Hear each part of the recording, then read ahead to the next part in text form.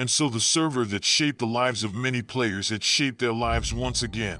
And NPCN was forever changed.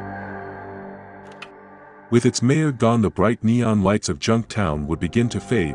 Junktown and its territories would fall into decay, its populace dispersed into the wastes, forming numerous raider tribes and clans that would wreak havoc on the server for the days to come. What was once a blast furnace of ingenuity and freedom now became ruins among the rest of the rubble. Anguish, otherwise known as the Duke, would stay in NPCS, rallying the locals into a militant group known as the Army of the Romani Empire, content on holding the Red Forest Bridge against the ever-growing tribals and raider gangs, as he saw the bridge as the last bastion of hope left in the server. Anguish would then establish complete control of Red Forest and extended his conflict into an all-out crusade, sending the server into an age of darkness. With the main power factions now dismantled or broken, the UN stepped up the mantle of preserving order on the server. Greatly underestimating the integrity of the rising gangs, the UN would eventually be overwhelmed and crushed, with only small remnants making out of the server intact. The UN remnants Castle, Kiwi, and Barney stayed in Gary's mod, settling into new servers after a long pilgrimage out of NPCS, and began careers in film and art. Although it was promising, it was not without temptation to fold back into the days of NPCS, of the constant conflict and fighting which they relished in. They would eventually give in and devote themselves to fighting off mingers and gangs across the servers. With their level of experience of sabotage and espionage, the rising gangs never stood a chance. With the UN no longer keeping the peace and Junktown in decay, a faction known as the Nationalistica Republica of Calistania had risen, silently annexing raider groups and dominating petty tribals, hellbent on conquering the known territories of NPCS, holding all of Pripyat and expanding into the Red Forest, where they would be locked in a stalemate with the army of the Romani Empire, putting the entire region into state of anarchy. With the entire server in a state of conflict, Medi slipped back and unnoticed, determined on making a comeback. Medicorp had been asleep, a giant amongst the ruins of Southside, lying dormant until Medi had woke it up. Its lights shooting up in the sky once more like a beacon announcing his return. But with its grand reopening came great disappointment due to the entire server shunning Medi, casting him out once more.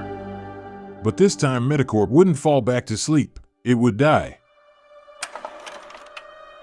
A famine had swept through NPCS, toxicating all produced it touched and poisoning the soil, causing mass starvation across the server, with Bozostan taking the heaviest hit, with its slaves and child army succumbing to starvation, which led to the fall of Bozostan.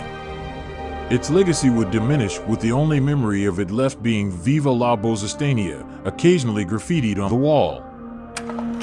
After stepping down as the mayor of Junktown, Anthrax went east through the borderlands, traveling to the coast where he would eventually find the remnants and join its navy. He often dreamt of Junktown, along with the arena and the old posse he used to run with throughout his time in the navy. He would soon meet an honorable fate, being sunk in the South China Sea, where he would be eaten alive by Chinese fishermen who thought he was a rare species of whale. Sick would leave NCPS disgruntled and disappointed in the state that it had become.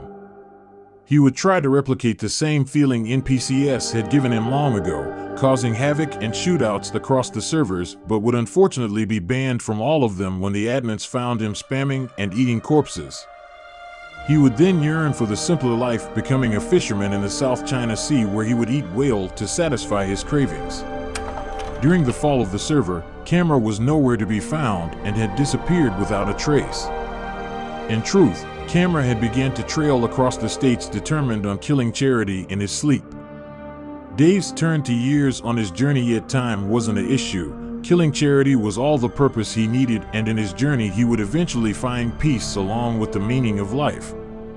Camera would unfortunately be mauled to death by a grizzly bear in his sleep while camping. Melangator, with a steaming hatred for tank combat and under Intel's watchful eye as admin the server, met their fury.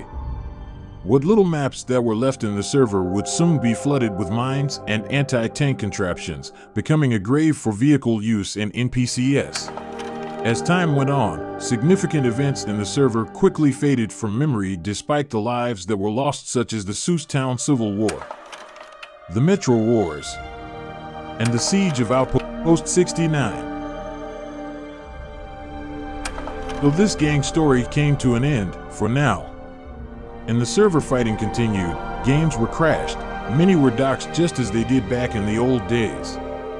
Because NPCS never changes.